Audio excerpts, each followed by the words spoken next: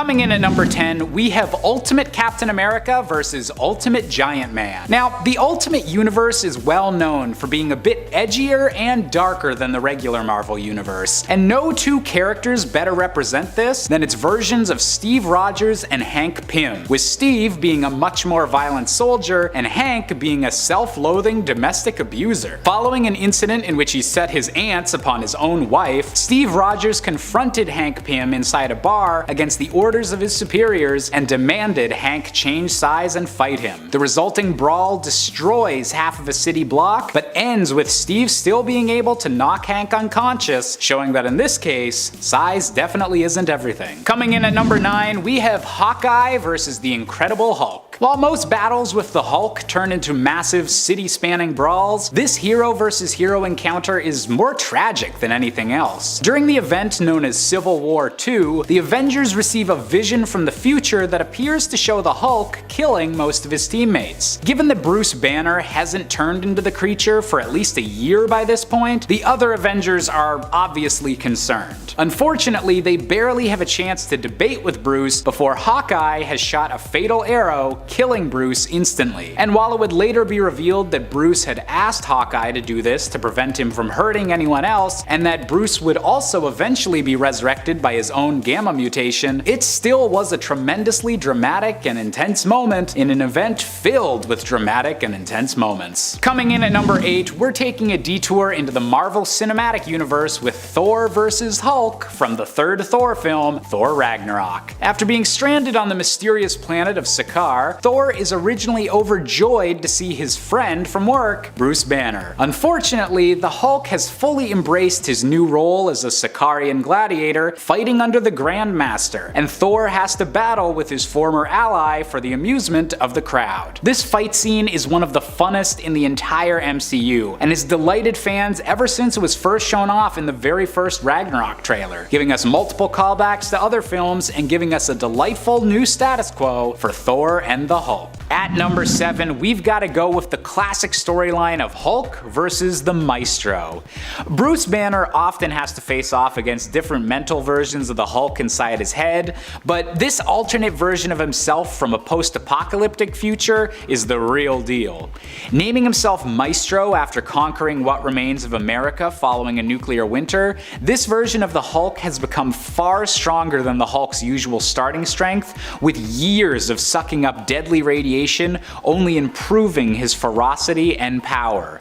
When the real Hulk encountered this warlord version of himself, the only way he was able to finally come out on top was by literally warping the Maestro back in time to be killed by the same gamma bomb that created the Hulk back in the 60s.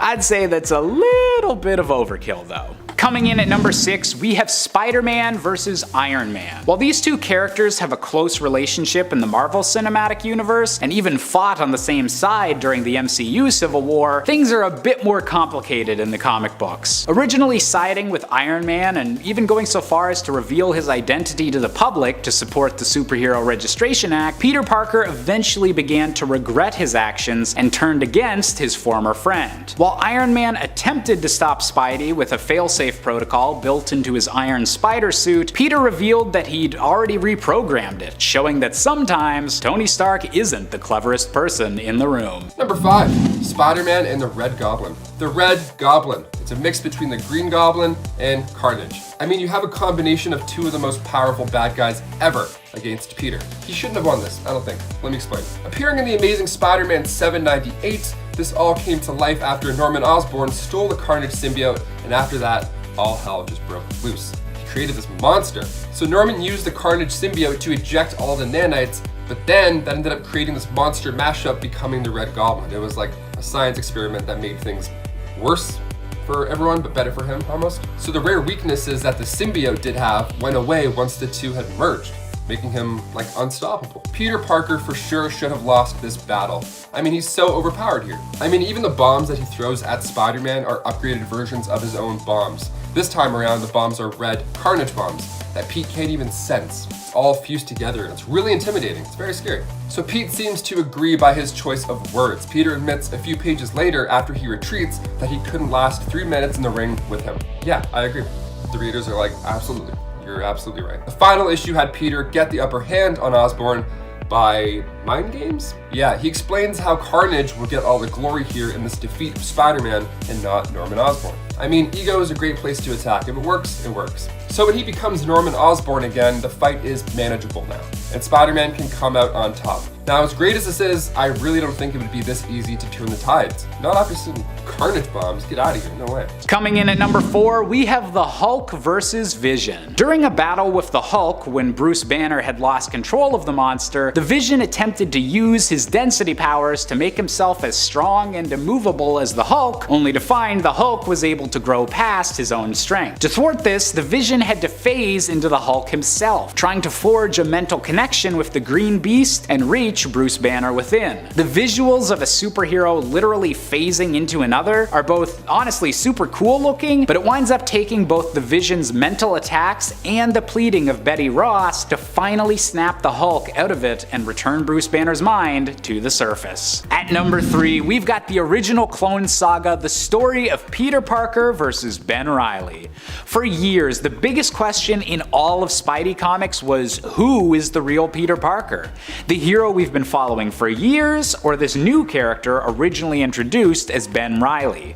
Also going under the name of the Scarlet Spider, these two characters would go back and forth from friends to enemies and everything in between, with Ben even taking the main Spider-Man label for a while as they struggled with questions of identity and who was behind their complicated lives. That's some clone drama at its very finest. Coming in at number 2, we have Captain America versus Iron Man in the MCU film Captain America: Civil War. While their fight in the comic books is an incredible spectacle all on its own, my personal favorite confrontation is how this movie deals with its final battle. Building us up with the expectation that Iron Man and Cap will have to team up to defeat an army of evil Winter Soldiers, a plot twist is thrown our way when the soldiers are revealed to be dead, and Baron Zemo reveals the reason he led the heroes out all this way was to show that Bucky Barnes killed Tony Stark's parents. Unable to accept that Cap never told him, Tony attacks Steve Rogers, and the two have a climactic battle that their friendship never really recovered from until the events of Avengers Endgame. And finally, coming in at our top spot, we have Thor versus Iron Man following the events of the Civil War comic book series. Tony Stark has made a lot of iffy choices in the comics, but few have been as disastrous as his attempt at a Thor clone. Intended to be a powerful deterrent against Cap's team during Civil War, this clone called Ragnarok quickly went out of control and caused the deaths of several heroes. Whenever the true Thor returned, he was furious at what Tony had done with his genetic code and fried every system in the suit of Iron Man armor, leaving Tony to walk back to Avengers HQ humiliated and defeated with one of the most decisive superhero smackdowns in comic book history. Kicking off the list at number 10, Spider-Man, Jester, and Jack-O-Lantern. The MCU's Captain America's Civil War is much more tame than the comic book. I mean, for starters, in the comic, Peter sides with Tony until he realizes that Tony is spying on him, so he switches over to Cap's side. That didn't happen in the movie at all. So in the comic, this causes Stark to send out Jester and Jack-O-Lantern to go and fight Spider-Man. So Peter ended up getting his butt kicked to these guys, and it's all thanks to Stark. There's no chance also that Peter should have lost to them. I mean, imagine if he didn't lose, the entire story would be so different. At first, the two thought taking orders from S.H.I.E.L.D. was a bum deal, as they put it, a bum deal. That is until they got the orders to fight Spider-Man, which they made very clear that they enjoyed doing. And before we continue on with this list, if you guys could go ahead and give us a thumbs up on this video, it helps the channel out a lot. We really appreciate it. You guys are the best. Thank you so much. Now back to our list. Number 9, Batman vs. Guy Gardner. Okay, this one comes from Justice League issue 5, and it's commonly known as the punch. We have a punch and we have a slap. Now it's time to talk about the punch. So in this comic, Batman comes to take over the Justice League International, and Guy Gardner doesn't share the same enthusiasm as the rest of the team. So for more than one issue, he makes it very clear that he doesn't like this new leader. He's not a fan of the bats. So naturally, a large conflict was growing, although Batman was clearly the better fit for the role. So he challenged Batman to a fight without the use of his power ring. Big mistake. And then Batman proceeded to knock him out with one punch. One punch, one punch. Yes, here we go. Blue Beetle even got pumped about it and started yelling, one punch, one punch. Hence why it's big. thing now. This is an amazing moment, and an even greater lesson rather, but a Green Lantern getting knocked out by a human punch should never happen, ever. Never. Don't start fights you can't win without the ring that makes you a superhero, or else you're just a guy in a suit. Pun intended. Number 8, Bruiser vs. Wolverine. Runaways, issue 12. So we see Logan and Molly Hayes, aka Bruiser, have a rather quick exchange. Now at this time, Wolverine was a member of the New Avengers, and he's trying to get to the bottom of what happened to Dagger. So he, Cap, and Iron Man went to find help from the Runaways, seeing as the signs were leading to Cloak being responsible. So Molly is one of the strongest heroes ever, for sure. But how she handled Wolverine was almost a little bit too easy. So they walk into the cathedral, Cap calmly asks her to stop screaming, and that Wolverine and him are not going to hurt her.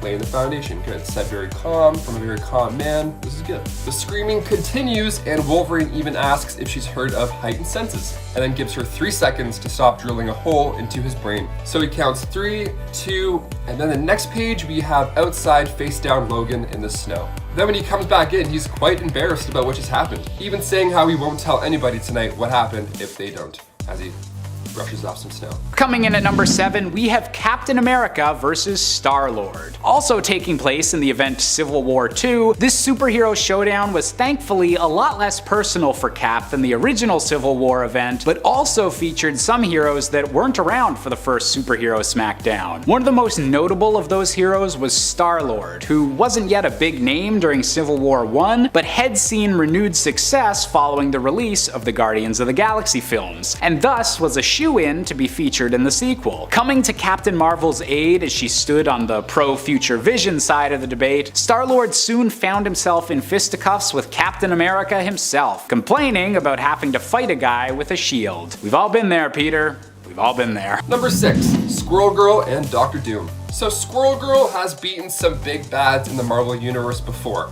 She's taken down MODOK, Mandarin, and at one point Thanos. It's becoming a running joke by now, but one defeat that always shocks me is when a bunch of squirrels took down Victor Von Doom. Just a bunch of squirrels. Yeah, it happened back in the 90s in Marvel Superheroes issue 8. So she bumps into Iron Man and then starts to show what she can do, alright? She's trying to give him a run for his money in order to show how rough and tough she really can be. So she shows him her mutant powers, like jumping, hopping, climbing, all like a squirrel. It's amazing. He's fascinated. She's even pumped to show him that she can also sound like a squirrel too, which, I mean, if you can do it, I would love to see that.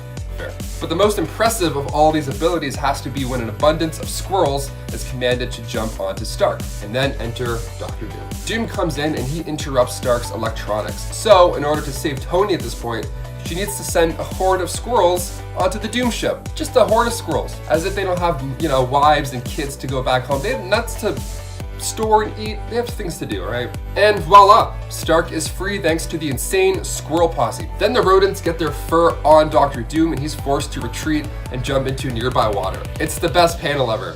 He's like, squirrels? No way, man, I'm out of here. Good riddance, peace. And then he literally runs away and jumps. Like he's out of there. He wants nothing to do with that. One of those times you're happy the hero won, but like, squirrels. We have a lot of squirrels up here in Canada. I don't think they can take on Dr. Doom. They're pretty bad. At number 5, we've got Miles Morales versus Miles Morales versus Miles Morales versus Miles Morales? That's right, it's a 4-way battle this time, as just like the original Spider-Man, Miles Morales wound up getting his own clone saga. When a villain known as the Assessor experimented on Miles' spider-modified DNA, he was able to create 3 rapidly aging clones, each with their own quirks and variations on Miles' base powers. Going by the names of Shift, Salim, and Mind Spinner, these 3 clones weren't inherently evil, but were dead set on finding a cure to their rapid clone degeneration, a miscommunication that wound up bringing them into conflict with the real Miles Morales. Number 4, Batman and the Hulk. Yep, you heard me. So back in the late 70s, Marvel and DC came together for a handful of crossovers. One of these crossovers featured a battle with the Incredible Hulk and Batman. There have been many conversations about who would win in a fight between Iron Man and Batman. If you're a fan of this page, odds are you've had this talk with your friends, because they're both humans who rely on their brains and brawn to get by. Kind of even.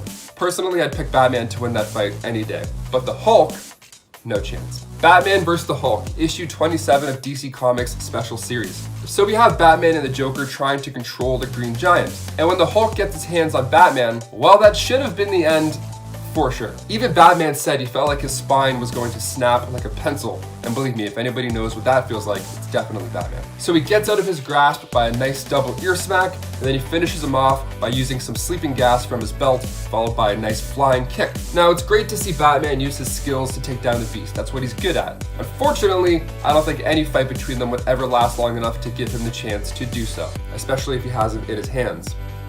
He would be dead. Coming in at number 3, we have Spider-Man vs. Wolverine, a battle so long overdue that Spider-Man vs. Wolverine is literally the name of the comic it appeared in. Following the murder of his friend Ned Leeds, Peter Parker is rescued from gangsters by Wolverine while in Europe, and forced to use a low-quality Spider-Man fan costume he buys from a store. Originally working as teammates, Spider-Man and Wolverine unfortunately come to blows as Spidey realizes that Wolverine intends to kill the villains they've been fighting, and has to take on the bloodlust-crazed mutant to prevent him from killing a woman named Charlie. Unfortunately, the woman winds up jumping in front of one of Spidey's fists herself, killing herself and traumatizing Peter in a very dark one-off that's probably best left in the 80s where it belongs. Number 2, Thor and the Incredible Hulk. Thor Ragnarok is easily one of the best installments in the Infinity Saga. Taika Waititi is returning to the studio to do Thor Love and Thunder, and I can't wait. He's super funny. If you haven't seen What We Do in the Shadows, go watch it out. It's his best work, I'd say.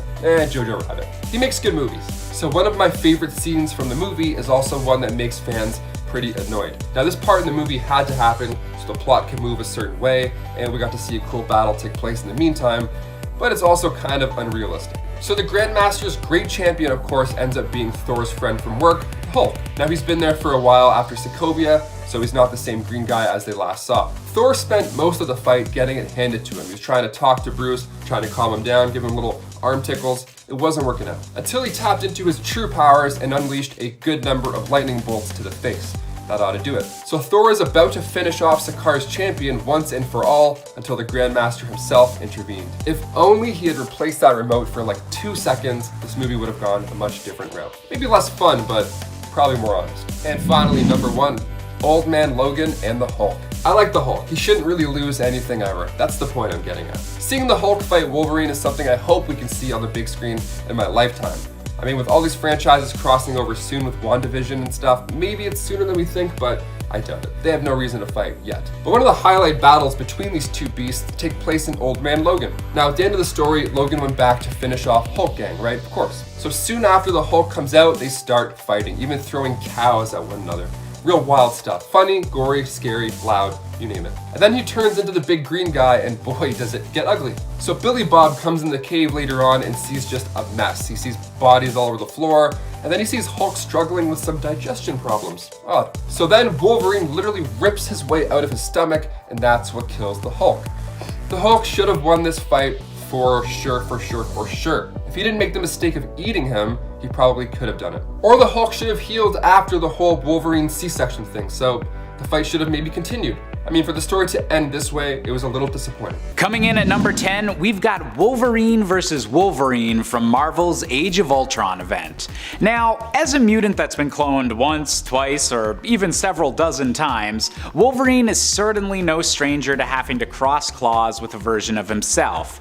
However, the time-traveling shenanigans involved in stopping Ultron's complete takeover of Earth has to be one of the most notable. After making the incredibly difficult decision to travel back in time and kill the creator of Ultron, Hank Pym, Wolverine found out that the new Pymless future he'd created was even worse than the one he'd left, and was immediately attacked by this apocalyptic future's version of Wolverine. Then again, considering the entire reason this version of Earth was now destroyed was partially due to a war with the Skrulls, we can maybe understand why the future Wolverine would be a bit suspicious of any newcomers. At number 9, we have our very first clone of the list with the battle between Thor and his cyborg copy, Ragnarok. During the events of Civil War, the real Thor was presumed dead after saving Asgard from destruction. As a means of reinforcing his side of the conflict, Tony Stark wound up using a strand of Thor's hair to create a half-flesh, half-machine clone of the fallen Avenger. A plan that went horribly off the rails when the cloned Thor, dubbed Ragnarok, killed the superhero Goliath and converted many heroes onto Captain America's side. When the real Thor was eventually resurrected, he wasted little time in completely dominating and destroying his copy, proving once and for all who the true God of Thunder is. Coming in at number 8, we've got another Avenger fighting a less than worthy variant with Captain America versus HYDRA Cap. After an alternate Steve Rogers that had grown up as a devout follower of HYDRA wound up taking over the entire United States in a particularly controversial Marvel storyline, the world was overjoyed to see the real Steve Rogers return and finally put this imposter in his place. Literally bursting forth out of a shard of the cosmic cube, the true Steve Rogers was able to fight back against this twisted version of everything he stood for and eventually break his armor down with a little help from the worthiness deciding Mjolnir. Number 7. Captain America and Sharon Carter. We go back now again to the Civil War comic book event where Captain America was killed by Sharon Carter. Yeah, after Crossbones sniped him, Agent 13, who was also at the time Cap's girlfriend, delivered the final bullet from a much closer point. Well, it turns out it wasn't Sharon who was doing the work, really. I mean, the classic brainwashing made this defeat happen. Dr. Faustus, yeah, this causes a whole chain of events. I mean, for starters, Bucky decides at that point that he should go and try and kill Iron Man, blaming him for the death of Steve Rogers. And then Falcon also goes after his own lead. Now, Tony ended up showing Bucky the letter that Cap wrote about how he should be the next Captain America, and Bucky agrees to take the spot only if he could operate solo. No shield, no nothing, I'm not working for you, I'm not punching in, I'm just doing my thing. And to think that all this came to a climax after Steve's girlfriend of all people was the one to deliver the fatal blow, it's just heartbreaking, and it's something that never should have happened. Coming in at number 6, we have the Battle of the Batmen with Tim Drake versus Jason Todd.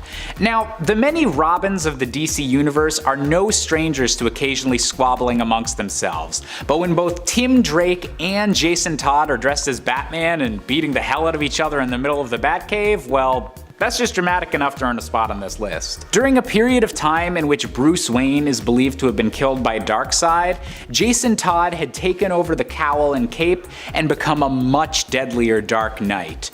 Not wanting Bruce's no-killing rule to be abandoned, the Bat family tried many ways to get Jason to stand down, before finally culminating in a Batman vs. Batman battle that shook the Bat family to its core. Coming in at number 5, we have the Black Panther versus Wolverine. During a storyline in which the Phoenix Force, usually residing within Jean Grey, has chosen to take a new host, a tournament is fought for who should gain the honor. Two of the combatants that are given a small amount of the Phoenix Force for their bout are Wolverine and Black Panther, both of whom are eager to battle one another to figure out which metal is stronger, Wolverine's adamantium skeleton or the vibranium of Wakanda. With both heroes even stronger and more violent than usual due to their Phoenix possession, this fight nearly threatened to burn up the entire Marvel universe. Coming in at number 4, we have Superman versus his 6-dimensional future self, which just might be the most comic book thing I have ever said out loud. When the entire DC multiverse was at stake due to Lex Luthor and his followers attempting to break the Source Wall and free the Dark Goddess Perpetua, Superman and the Justice League were forced to open a doorway to the mythical 6th dimension, where only the creators of the multiverse could usually exist. After passing through the doorway, Superman seemed to return as an older, wiser, and more enlightened version of himself, a hypothetical perfect Superman. However, this all turned out to be a ruse by Perpetua's son, the World Forger, leading to the real Superman and his futuristic doppelganger to battle it out at the very edge of the universe. Man, what a bummer that this guy's awesome beard turned out to not be real after all. Number 3, Iron Man and Meg Magneto. Now when I say that, your first thought probably is, well of course Magneto would win a fight fighting a guy in a metal suit, but this wasn't the case during an X-Men vs Avengers storyline. If you think this is a no contest, you've never met Tony Stark. So Stark gets buried by Magneto under 200 tons of rubble, because even though Tony's suit at this point was made of carbon nanotubes, the island that he was fighting on was made of metal. So step 2 was for Tony to release a swarm of high-tech magnets to try and throw him off his game a little bit. This of course didn't work. You're giving magnets to Magneto, you know? So Magneto tried reaching out to the cosmos to channel power from other planets, but in doing so, he sensed a disruption in the form of the Phoenix Force. So while he was distracted there, Tony took this as an opening and knocked him out. Now as fun as this was, and it led to other fun things, it was also highly unlikely that Iron Man will beat Magneto again. If this happened on the big screen, fans would rip it apart, no doubt about it. Coming in at number 2, we have Mr. Fantastic versus the Maker. Now, most fights on this list have been between two variants of a character that have only briefly encountered one another, or eventually were able to reconcile their differences. But in the case of the Maker, this is a version of Reed Richards that is just as smart and cunning as his regular heroic self, but using that intellect for his own twisted goals again and again. Not only are these two versions of Reed Richards directly opposed to one another, but their greatest battles have involved the fate of each of their respective universes, with the Maker still dead set on finding a way to restore the Ultimate Universe to its former glory. And finally, at number 1, we have Deadpool versus Evil Deadpool, a matchup that definitely has the weirdest origin story compared to anyone else on this list. Following an encounter with a love-struck stalker superfan, Deadpool searches her house to discover that she's actually been collecting discarded body parts that he'd lost over the years in her freezer. Weirded out by this turn of events, Deadpool dumps all of the parts into a dumpster, not realizing once they thaw that all of the body parts will Frankenstein together because of his healing factor, forming a new, even more hideous Evil Deadpool. With this Deadpool wanting to accomplish evil feats that even the real Deadpool wouldn't consider, it's not long before the two super violent copies are battling it out.